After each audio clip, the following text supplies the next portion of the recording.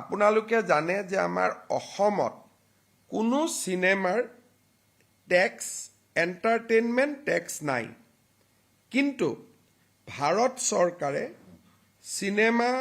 টিকেটৰ বিনিময়ত এটা জিএসটি কালেকশন কৰে যদি 100 টকাতকৈ ওপৰত টিকেটৰ দাম হয় জিএসটি 18% লয় আৰু 100 টকাতকৈ যদি টিকেটৰ দাম কম হয় জিএসটি 5 টকা লয় 5% লয় কিন্তু ইয়াক কালেক্ট কৰে সেন্ট্ৰেল গভৰ্নমেন্টে আৰু এমাহৰ পিছত আমাৰ বাবে আধা ঘূৰাই দিয়ে আধা সেন্ট্ৰেল গভৰ্নমেন্টে ৰাখে তাৰ মানে 18% যদি জিএসটি লয় তাৰ 9% ৰাজ্য চৰকাৰে পায় 5% যদি জিএসটি লয় তাৰ 2% ৰাজ্য চৰকাৰে লাভ কৰে আমাৰ শিল্পী সকলোৰে মৰমৰ আদৰৰ জুবিন গাৰ্গৰ জীৱনৰ শেষ সিনেমা ৰৈ ৰৈ বিনালে সিনেমা হলত 31 তাৰিখে আহিব যেহেতু ট্যাক্স এক্সেম্পশন দিয়াৰ কোনো প্ৰভিজন নাই কাৰণ ট্যাক্স আমি কালেক্টে নকৰো ভাৰত চৰকাৰে কালেক্ট কৰে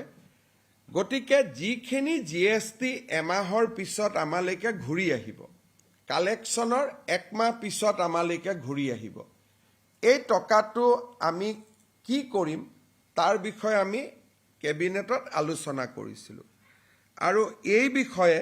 আমি জুবিন গাৰ্গৰ পত্নী গৰিমা গাৰ্গৰ লগতো আলোচনা কৰিছিলো আলোচনাৰ শেষত বিশেষকৈ গৰিমা গাৰ্গৰ পৰামৰ্শ অনুসৰি এই জিএসটিটো আমি কলাগুৰু আৰ্টিষ্ট ফাউণ্ডেশ্যনক উভতাই দিম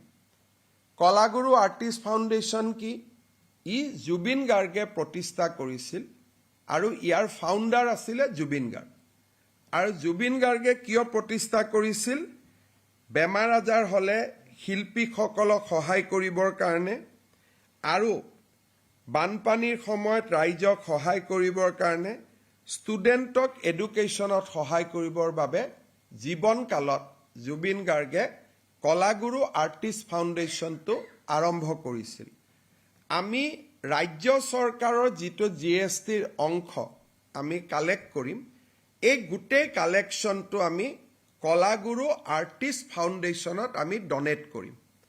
আৰু এই ফাউণ্ডেশ্যনটো মই আগতে কৈ যোৱাৰ দৰে ই জুবিন গাৰ্গে গঠন কৰিছিল দুখীয়া মানুহক সহায় কৰাৰ কাৰণে আৰু মই ভাবো যে এই পুঁজি কেইটাৰে তেখেতৰ যিটো জীৱন কালত তেওঁৰ যিটো লক্ষ্য আছিল উদ্দেশ্য আছিল এই টকাখিনিৰে মৃত্যুৰ পিছতো তেওঁৰ আদৰ্শক জীয়াই ৰখা কামত সহায়ক হ'ব আৰু বিষয়টো আমি তেওঁৰ পৰিয়ালৰ লগতো আলোচনা কৰিছিলো পৰিয়ালেও বিচাৰে যে এই পুঁজিটো আমি জুবিন গাৰ্গক সন্মান কৰি কলাগুৰু আৰ্টিষ্ট ফাউণ্ডেশ্যনত দিব লাগে আৰু কেবিনেটে আজি তাক অনুমোদন জনায় আৰু মই লগতে এইটো জনাইছো যে অসমত আমি কোনো এন্টাৰটেইনমেন্ট ট্যাক্স কালেকশনে নকৰো বিভিন্ন ৰাজ্যই কৰে কিন্তু অসমত আমি এন্টাৰটেইনমেন্ট বা আমোদ কৰ আমি ৰাইজৰ পৰা নলওঁই গতিকে তাক ৰেহাই দিয়াৰ কথাও নাই যেহেতু আমি নিজে নলওঁয়ে এইটোৰ ট্যাক্সি জিৰো গতিকে আজি কেবিনেটত এই গুৰুত্বপূৰ্ণ সিদ্ধান্তটো গ্ৰহণ কৰা হয়